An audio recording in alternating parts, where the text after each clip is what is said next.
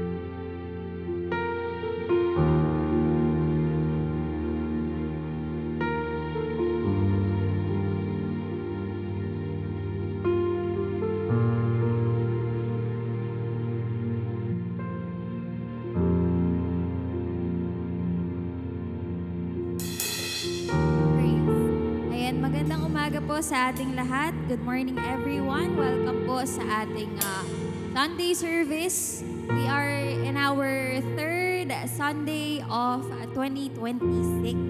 Ayan po. And sino po dito ang pumunta sa House of God to praise? Amen? Pakisabi nga po sa katabi nyo, I came to praise today. We came to praise today. Amen. Praise God po, no? At yun naman po ang ating desire ngayong umaga, to meet God this morning po ng sama-sama. So ngayon po ay tayo po ay magkakaroon ng opening prayer po, as usual po na ginagawa natin. So let's keep on praying po for our family and ministry, the revival of the nation, church leaders and members, and of course for your personal prayer requests po ay maaari po natin itong ipag-pray na po. Just make sure lang po no na hindi po tayo nakakaistorbo sa ating mga katabi because this is a sacred moment with God. Kaya po we will allot 3 minutes po no para po ipag-pray po ang ating mga prayer requests. Salamat po.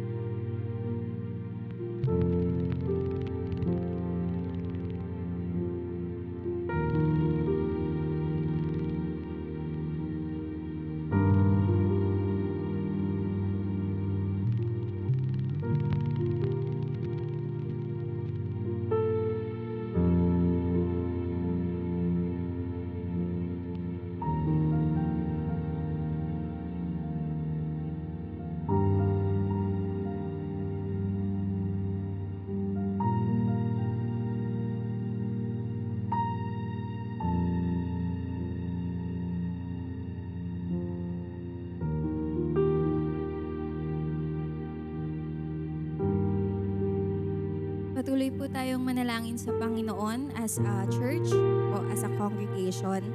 And before po natin awitan ng Panginoon ay of course we will have His word muna po no kung ano po ang nais batid sa atin ng Panginoon. Ito po ay matatagpuan sa Hebrews chapter 10 verses 35 to 37. If you have your Bible with you, makikita po ito sa Hebrews chapter 10 verses 35 to 37. Sabi po dito, "So do not throw away this confident trust in the Lord." Amen. Remember the great reward it brings you. Babasahin ko po ulit. "So do not throw away this confident trust in the Lord. Remember the great reward it brings you. Patient endurance is what you need now so that you will continue to do God's will. Then you will receive all that He has promised. For in just a little while, the coming one will come and not delay." Amen. Sabi po no, do not throw away this confident trust in the Lord. Amen po. Hindi po siya sinabing ordinary trust, pero ang ganda po ng description ng Lord, no? It's a confident trust. Amen. At sinasabi po sa atin ng Panginoon na trust is our word for this morning. Ito po. Siguro po kahit minsan Christian na tayo, we cannot say pa rin na maybe we trust God in 100% in that area, pero may iba po tayo na, Lord, parang 50% lang yung trust dito sa area na to. Amen. Aamin po ba tayo doon, no? Na hindi po tayo minsan talaga confidently trusting the Lord.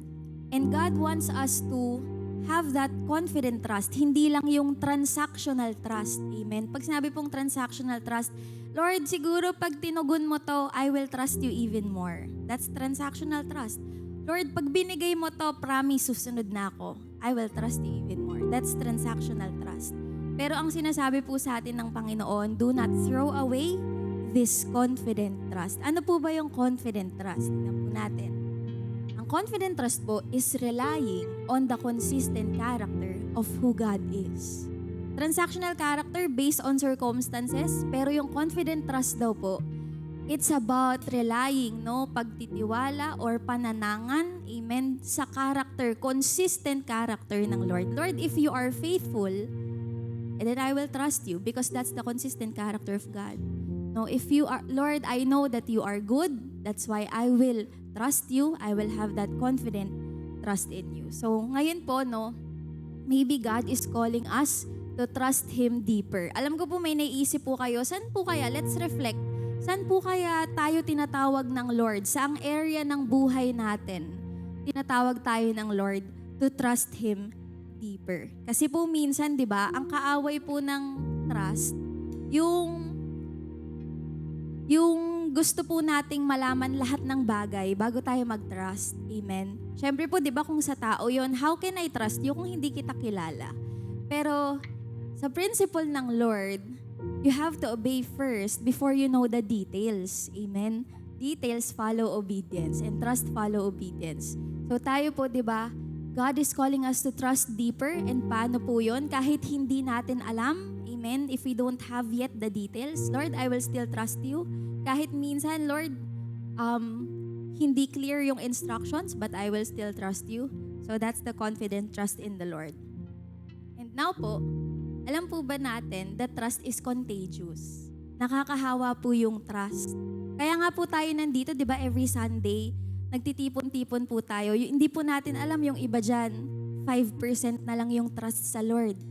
Pero dahil nakarinig siya ng Word of God, dahil puspos na po yung kongregasyon, nahahawa siya, nahahawa yung tao yun. Trust is contagious. Amen. At tayo po dito ang ginagawa natin, nagpapalakasan po tayo. That's why we come. We show up every Sunday. Pakisabi po sa katabi nyo, thank you for showing up. Amen? Kasi nahahawaan po tayo eh. Amen. Thank you for showing up kasi nahahawaan tayo ng katabi natin ng trust sa Lord, ng faith sa Lord. Amen. At yun po, mahalaga po na nag-show up tayo kasi minsan yung katabi natin, baka kailangan din yung trust natin. Amen? Yung faith, kailangan natin siyang mahawaan.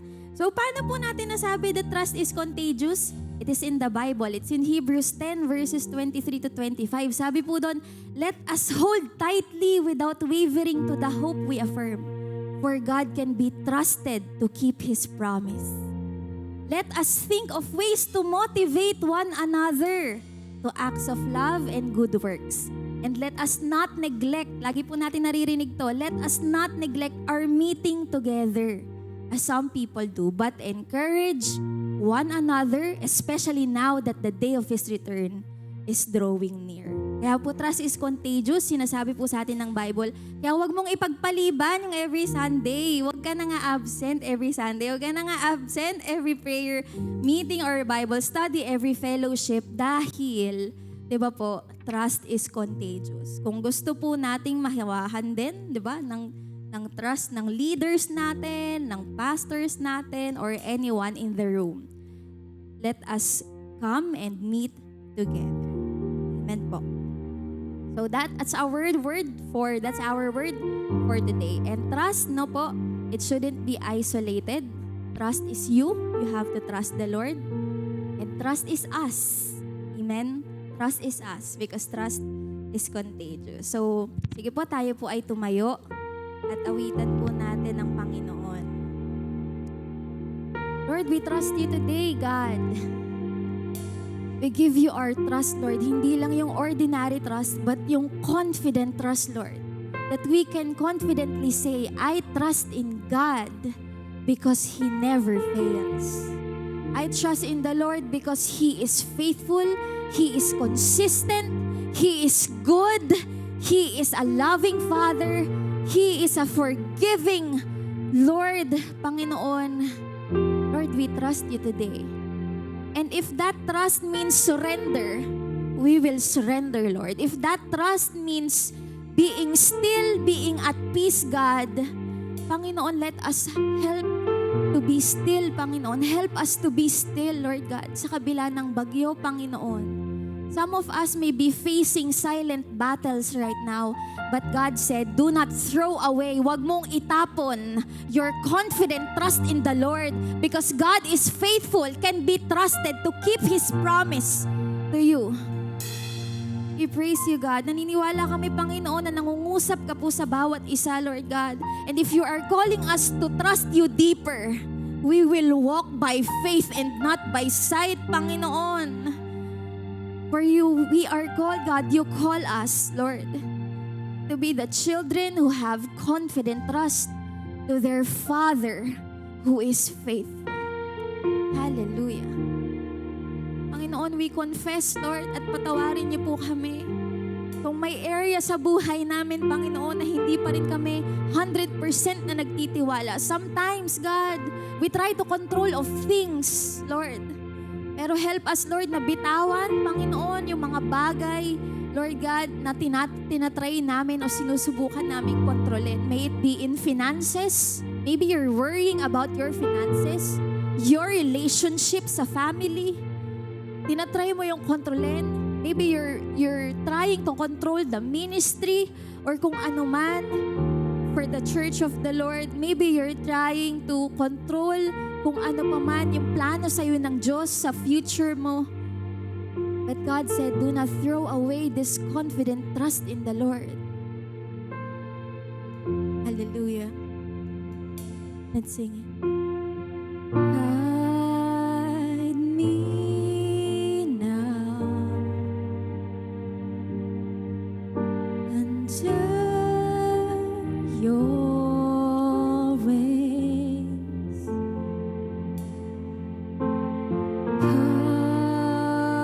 Cover me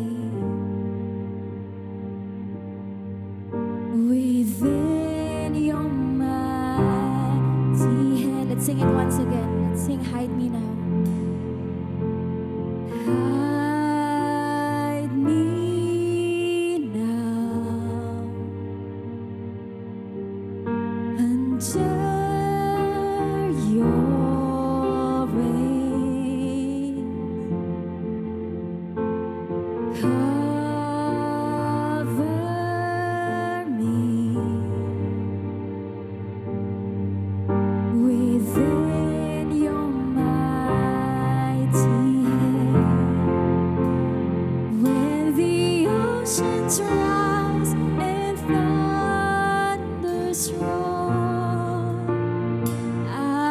soar with you above the storm.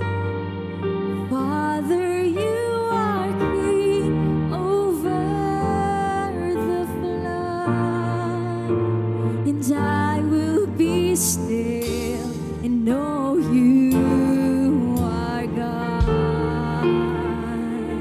Lord, this is our prayer, God, this morning.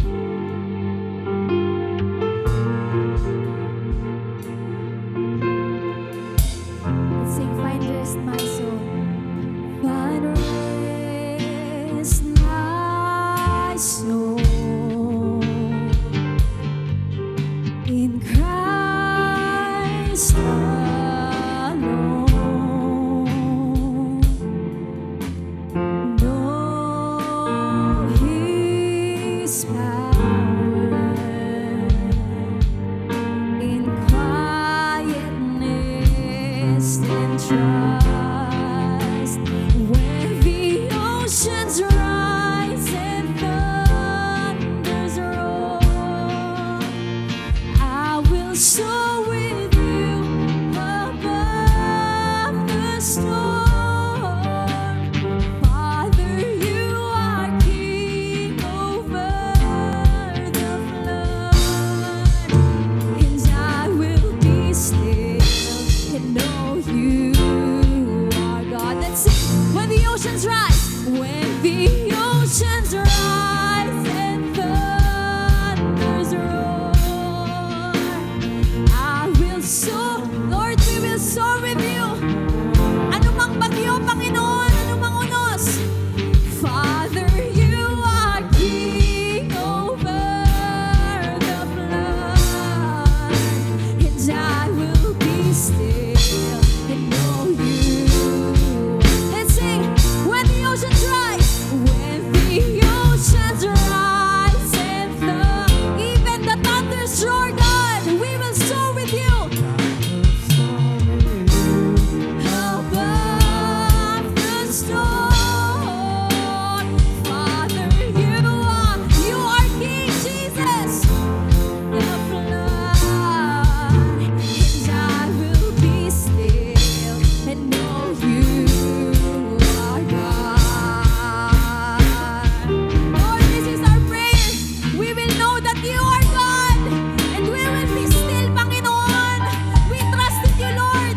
We will not throw away this complete trust that we have in you, God. Panginoon, anumang unos, anumang bagyo ng buhay, Lord, we will be still because we are standing on the firm foundation, who is Christ Jesus. And Lord, if we are standing on your faithfulness, God, we will not be shaken, we will not be moved, Lord God. For you are a strong foundation, a mighty tower, our refuge, our banner, our daily bread, our life, our resurrection, our living water, God. So we will be still and know that you are Jesus. Hallelujah.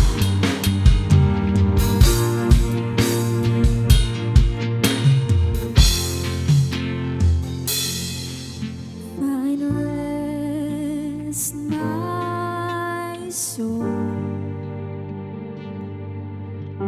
in Christ alone. Know His power in quietness and trust. When the oceans rise and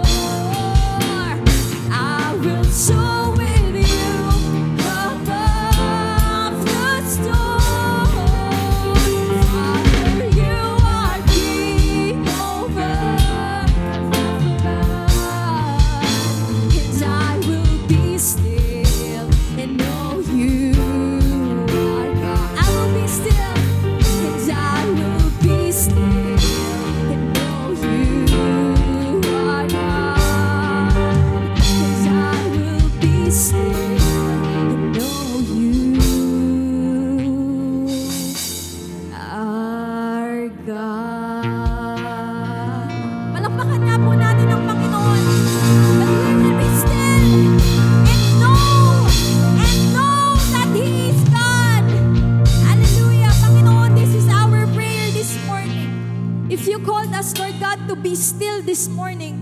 We will be still, Lord. Na iniiwan lahat ng worries, walang doubts, walang second thoughts, Panginoon. Being at peace, Lord God. Panginoon, even when the oceans rise, kahit ano rin kami, Panginoon, hindi kami malulunod, Lord God. Kahit kami, Panginoon, ay hampasin, Lord God, ng alon sa dagat, hindi kami malulunod. Because Jesus walks on water. Remember, our Savior, our God, walks on water and He can calm the storm. Amen. God, you are that. Panginoon, kahit po wala kaming dapat ikilos, all we have to do is believe and receive God. If that means being still, then we will just be still, Lord God. Hindi namin kailangang kontrolin ng lahat ng bagay dahil hindi kami Diyos, Ikaw ay Diyos, at kami, Panginoon, ay tao lamang. This is a reminder for everyone that if we are trying to control some things in our lives, sabi nga po, many are the plans in the person's heart, but the Lord's purpose will always prevail. Kahit anong gawin natin, kahit anong takbo natin, kahit anong gapang natin. But if God called us to be still, then let's just be still in the presence of the Lord. Sometimes yun lang ang kailangang gawin natin.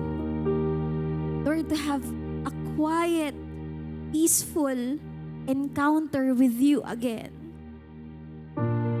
We are so busy. Everything feels like we are in a rush. But God is saying, be still. And just know that I am God. Panginoon, maraming salamat po. We believe, God, that you are speaking to every heart this morning. You are calling us to trust deeper, to trust higher, Panginoon, sa inyo. And if in the previous years, God, may mga bagay kami, Panginoon, na hindi pa naisusuko, Lord, we want to make that commitment to you, that covenant to you, that we will trust in you deeper, Lord God. Ano mang area ng buhay namin, Panginoon, sa pamilya, Lord God, sa relasyon, Panginoon, sa iba, sa church or sa ministry, Panginoon, sa finances, Lord God, sa work, sa school, Panginoon, Lord, we will trust in you deeper this time. Kaya Panginoon, salamat din po for the gift, Lord God, of this church. Because every time we meet together, lumalakas kami, Panginoon, salamat po. You dwell in this place. You dwell in your house, Panginoon. Kaya maraming salamat po. Lord, right now, we give our trust in you para po sa aming pamilya, Lord God. Some of us have battles in our family, Panginoon. But you are telling us to have that confident trust in you this time. Kaya niyo, Lord God. Kaya niyong ayusin ang pamilya, Panginoon. That's your gift to us, Lord God. At ang aming pamilya ay para po sa inyo, Panginoon. We pray, God, for every broken relationship. Restore every relationship, God. Sa magulang sa anak, anak sa magulang, sa magkakapatid, Panginoon. Even, Lord, sa mga kamag-anak, Lord God, restore every relationship, Jesus. We believe, God, na walang kahit na anong awayan, hidwaan, Lord God, anong mang paninira, Panginoon, ang mag-i-intimidate sa inyo, Panginoon, because you are more powerful and you are greater, God, than every relationship that you designed for our family. We pray, God, para po sa lahat ng mga magulang, ang bawat nanay at tatay, Panginoon, dalangin po namin ang kalakasan para po sa kanila, O God. We pray, Father, na ang bawat nanay, Panginoon, ay patuloy na mag-ilaw, Lord God. Continue to give them wisdom, Lord. Continue to give them, Lord God, yung compassion, Panginoon, na ibinigay niyo po sa kanila. To take care of the family, Lord Jesus, bilang ilaw ng tahanan. Dalangin din po namin, Panginoon, ang bawat tatay sa patuloy na pagiging haligi, matatag na haligi ng tahanan. Lord God, whatever silent battles na meron maaari ang mga tatay, dalangin po namin, nakatagpuin niyo po sila, Lord God. most of the fathers, Lord, hindi nagsasabi ng kanilang problema o nararamdaman. But we pray, Lord, that you encounter each father, Lord God. Makakilala, Panginoon, ang bawat tatay, ang bawat nanay, Panginoon, sa inyo. Nang sa ganoon, Panginoon, ay ang buong sambahayan, Lord God, ay madala, Panginoon, sa inyong paanan. Dalangin din po namin ang bawat anak, Lord. Patuloy niyo pong bigyan kami bilang mga anak ng puso, Panginoon, na laging ino-honor ang aming mga magulang. God did not command us to love our parents, but to honor our parents. Because love mostly is a feeling. It's based on feeling. But honoring parents, it's a decision that we always make every day. Kaya Panginoon, help us to always honor our parents every day, God. To obey, Panginoon, Lord, kung ano man po ang ibinigay niyo po sa kanila. Tulungan niyo po kami, Panginoon, na mahalin lalo. I-honor lalo, Panginoon, ang aming mga magulang dahil sila po ay biyaya niyo po sa amin. Lord, whatever kalituhan, Panginoon, or hindi magandang ugnayan between the parents and the children, we pray, God, na ang bawat relasyon, Panginoon, ay ayusin ninyo according to your design and according to your glory, Father. Lord, we also pray, Panginoon, sa lahat po ng breadwinners ng aming family. Lord God, ng mga kapatid namin, Panginoon, kamag-anak namin. We pray for strength. We pray for salvation, Lord God. Abutin niyo rin po sila, Panginoon, kahit hindi po namin sila kasama sa bahay, Lord God. Lord, gumamit kayo, Panginoon, ng mga anak ninyo, mga Kristiyano, Lord God, para rin po maabot, Panginoon, ng lahat po ng relatives namin, Lord, saan man po sila, Panginoon, naroroon. We pray, Father, that your hand is mighty at wala itong kinikilalang lugar, Panginoon. Hindi ito limited, Lord God. Kaya kaya niyo pong abutin ng kahit na sino, Panginoon, para po madala sa inyong paanan. And Lord, we are also praying para po sa aming bansa, Panginoon. Dalangin po namin na patuloy niyo pong abutin, Lord God, ang bawat pamilyang Pilipino, Panginoon. We pray na palayain niyo po, Panginoon, ang bansang Pilipinas, Lord God, mula sa anumang pagkakaalipin nito, Panginoon, mula sa anumang pagkakaalipin ng korupsyon, Lord God, ng poverty, Panginoon, ng idolatry, God. We rebuke it, God. Winawasak po namin ito sa kapangyarihan ng pangalan ni Jesucristo, Panginoon. Dalangin po namin na ang lahat ng tao, lahat ng Pilipino, Panginoon, ay makakakilala ng totoo, Lord God, yung totoong relasyon, Panginoon, sa inyo. Lord, alam po namin at naniniwala kami, we have that confident trust in you, God, na bago kayo dumating, Panginoon, Lord, your word will be preached, Lord God. The good news will be preached until the ends of the earth. And we pray, Lord God, na ang bawat Pilipino, Panginoon, we will accept you as our Lord and Savior, the only living God who we can trust. Panginoon, hindi kami aasa sa nakikita ng mata namin o naririnig ng aming physical na tenga, Lord God. But we believe in spirit and in truth, Lord, because we experience your goodness, Lord God. We experience your faithfulness, Panginoon.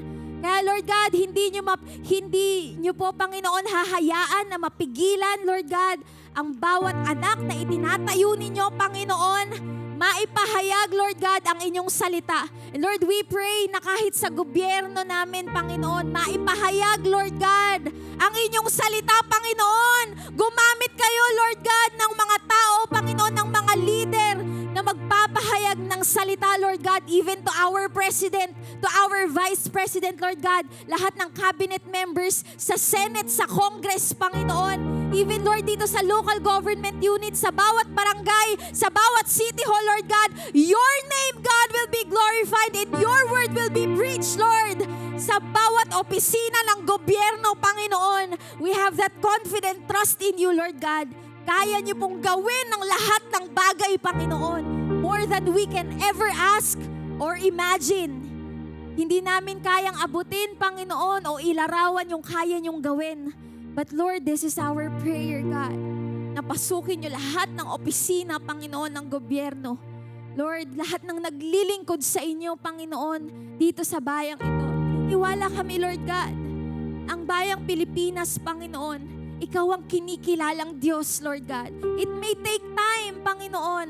At yung iba sa amin, Lord God, siguro po ay napapagal sa paghihintay o sa pananalangin. But Lord, thank you for reminding us to not throw away this confident trust in the Lord. Because you will work mightily, God. You will work amazingly, Panginoon. And your name will be glorified. At Panginoon, dalangin din po namin, O Diyos, ang amin pong church, Lord God, ang simbahang itinayo ninyo, Panginoon, ang Windows of Blessing in Christ International Ministries. Salamat po, Panginoon, dahil ang iglesyang ito, Lord God, ay pagpapala para po sa bawat isa, Panginoon. That we get together every Sunday, Panginoon, na hindi po namin minsan alam kung anong pinagdadaanan ng ibang tao. But thank you, God, because we have a home, have a house, na kung saan ang presensya niyo, Panginoon, ay lagi naming nararanasan dito, Lord God, in every way that you can. Dalangin po namin, Panginoon, na patuloy niyong pagpalain, gawing pagpapala ang iglesyang ito, hindi man sa physical or sa material, but Lord, yung simple encouragement that we can give to our brothers and sisters. A simple pangangamusta, Panginoon. Simpleng, Lord God, yung pag-cheer up sa kanila, Lord God. Kasi kami, Panginoon, bilang kongregasyon, we have different levels of trust. But Lord, we are asking, Father, na sa pamamagitan po ng iglesyang ito, ay kayo ay kumilos, Lord God. Every Sunday, every fellowship, every encounter with you, Lord, na praise and worship alang, Panginoon. Lord, na bumubuhos na ang kapuspusan, Panginoon, mula sa langit dito sa lupa. We want to experience that, Lord God. Yung presensya, Panginoon, na ayaw na namin kumawala, Lord God, sa presensya niyo, Panginoon. We want to be still in your presence, Lord God. Dalangin po namin, Panginoon, patuloy niyong magkalinga sa aming mga leader, Lord God. Naniniwala kami, Panginoon, na ang bawat leader na itinatayo niyo po, hindi man dito sa pulpit, Lord God, but in every area of this church, Panginoon. Lord, we pray for strength para po sa kanila. They have their own battles, ang aming mga pastor, ang aming mga elder, ang aming mga worker. At even dito sa worship team, Lord God, we have our own battles, Panginoon. Pero Lord, salamat po. Dahil kahit po kami ay sugatan minsan, Panginoon. Salamat po dahil hindi kayo nagkukulang, Lord God. Para kami, Panginoon, ay paalalahanan na kami ay mahal na mahal ninyo, Lord God. And we will run the race with you, Jesus. We pray, God, sa bawat takbuhin namin, every step has a purpose. Every season has a purpose, Panginoon. Kaya po, nananangan kami, Lord God, na anuman po ang pagdaanan namin bilang mga leader o miyembro ng iglesyang ito, bilang mga Kristiyano, Panginoon, dalangin po namin, O God, nasamahan niyo po kami, Panginoon. Kahit gumagapang minsan, Lord, kahit minsan nahihirapang maglakad, Lord God, pero Panginoon, umaasa po kami that confident trust in you, that you will keep your promise. For those who trust in you will never be ashamed, will never be disgraced. Ang sino man, Panginoon, ang nagtitiwala sa inyo ay kailan may hindi mapapahiya, Panginoon.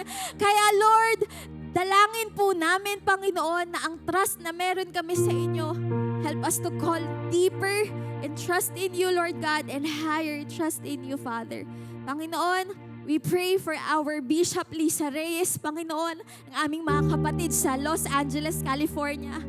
Lord, we also pray that the confident trust, Lord God, na ibinigay niyo po sa kanila will never be shaken, Panginoon. Anumang battle, Lord God, ang kinakaharap nila, dalangin po namin, Panginoon, na patuloy niyo po silang palakasin palaguin. Patuloy niyo po silang patatagin. You will continue, God, to provide for them, Father. And whatever they need, God, meet them, Panginoon, in their own encounter with you, Father God. Lord, dalangin po namin that this service, Father, ay pagpalain niyo po, Panginoon.